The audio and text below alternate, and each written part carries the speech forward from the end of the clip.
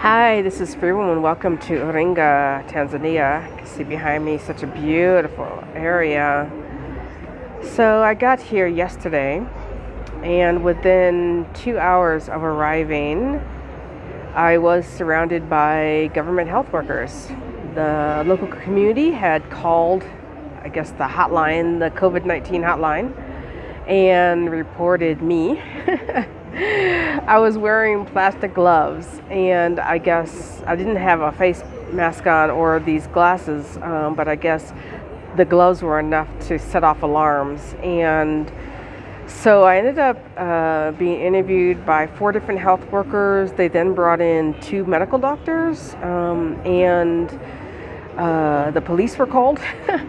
And they took my passport away, and basically I had to spend the night. I was going to leave today to the next town, but that was not allowed. And this morning the district commissioner came with two other men and a videographer, and I had to give a statement on video as well, and they returned my passport, thank goodness.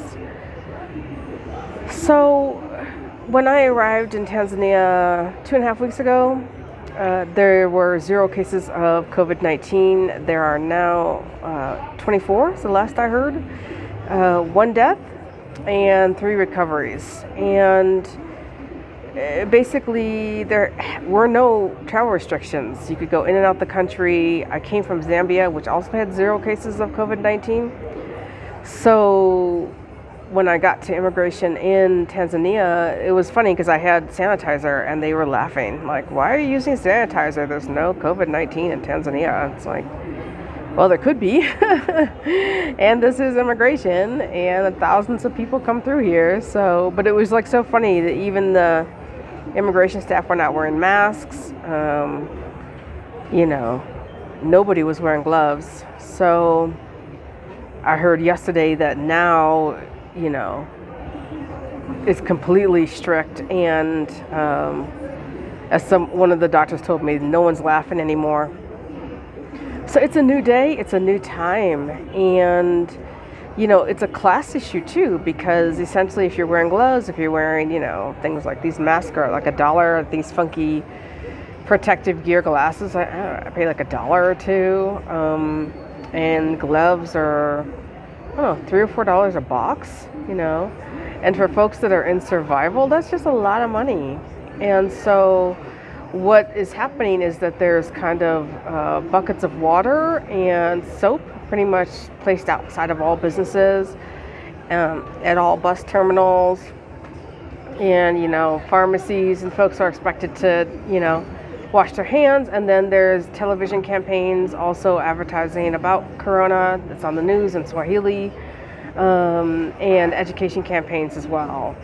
So, I did my best to explain to them that I haven't been to the US in 3 years, and and there were no travel restrictions, and when I got here, and circumstances have changed. In the interview with the commissioner, he's like, "Why are you traveling?" I'm like, "Well, there wasn't a problem in the beginning, and now things have changed. It's a new time." And then, I had like scribbled and been really messy in my application to stay at a hotel, and he was like, I don't know, the energy was like, aha, like, look. And I'm like, okay, I have messy handwriting, that's it. And the receptionist took the form, so if there was a problem with the form, I would think that she would tell me. But the bottom line is that there's just a loss of trust, and it's a challenging time to visit Tanzania, and to travel, I think, generally.